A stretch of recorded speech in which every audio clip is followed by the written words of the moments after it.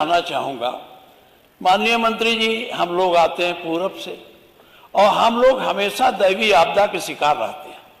हमारी बोई फसलें, सारा मेहनत हमारा एक बाढ़ आता है और बर्बाद करके चला जाता है। उन किसानों के घरों में जो 20-20 एकड़ धान की रुपाई किए थे, आज बाजारों में चावल खरीद रहे हैं, क्योंकि बाढ़ आई और बाढ़ में फसल डूब गई, सड़ गई, कोई पैदा नहीं हुआ। और ये बाढ़ का कारण है ये नेपाल से निकली हुई छोटी छोटी नदियां, क्योंकि इनका हमारे तरफ जो राप्ती है, बूढ़ी राप्ती है और छोटी नदियां हैं, ये का स्रोत नेपाल है। नेपाल से जब पानी आता है तो बड़े पैमाने पर जब उनके यहाँ पानी हो जाता है वो छोड़ देते हैं और हम लोग डूब जाते हैं।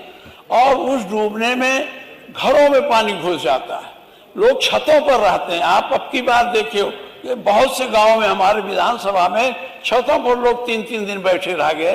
तो ये बाढ़ का पानी, मैं मानता हूं कि हमारी आपकी व्यवस्था से नहीं होगा। बहुत पहले योजनाएं बनी थी, जलकुंभी योजना, जलकुंडी योजना, भालू बांध योजना, लेकिन नेपाल से हमारे संबंध पता नहीं किन परिस्थितियों में ठीक नहीं रहे, ये योजनाएं बन नहीं पाई। और उस योजनाओं के नाते वो पानी बड़े पैमाने पर हम लोगों के यहाँ आ जाता है। फिर हम लोगों ने प्रयास किया था, हम खुद गए थे, हमारे सिंचाई मंत्री जी गए थे नेपाल में। मैं वहाँ के प्रधानमंत्री जी से मिला था, राष्ट्रपति जी से मिला था कि भाई कुछ तो करो, आप लोग हमारे पड़ोसी हो, मानवर वहाँ ये तो न करें, हमारा बॉर्डर जो है वहाँ बंधा भी नहीं बनाने देते हैं। वो इसके लिए आपत्ति पैदा कर देते हैं कि जब आप बंधा बना देंगे तो हम हमारा पानी का हम अपने डूब जाएंगे। तो इस पर आपको बहुत सोच विचार काम करने की जरूरत है। और मैं आपको निवेदन करूंगा, जितना आप राहत में पैसा देते हैं, ये छोटी नदियां, ये हुआंगहो नहीं है। अगर हुआंगहो को चीन कंट्रोल कर सकता है तो क्या राप्ती और छोटी छोटी नदियों को आप नहीं कर सकते? या तो इनका जलधारा घुमा के घाघरम करा दीजिए और घाघरा में चले जाए स्रोत से तो पानी निकल जाएगा, हम लोगों के यहाँ नहीं जाएगा। हर साल परेशान होते हैं।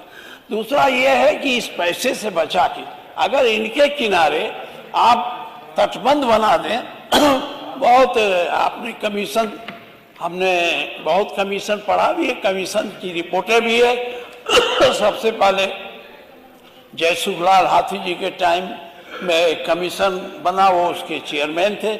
उन्होंने बहुत से सारे सुझाव दिए थे तटबंधों के लिए। मैं आपसे निवेदन करूंगा उसको देख लीजिए, उसमें कितना आप सुधार कर सकते हैं।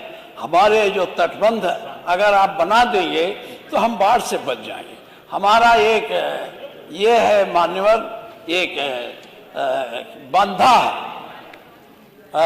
भोजपुर से लेके शाहपुर बांसी तक, इस पर 75 करोड़ रुपया स्वीकृत हुआ था और 5 साल से लगातार वो लोग डूब रहे हैं। जगह जगह गैप है, वो गैप भरा नहीं जाता।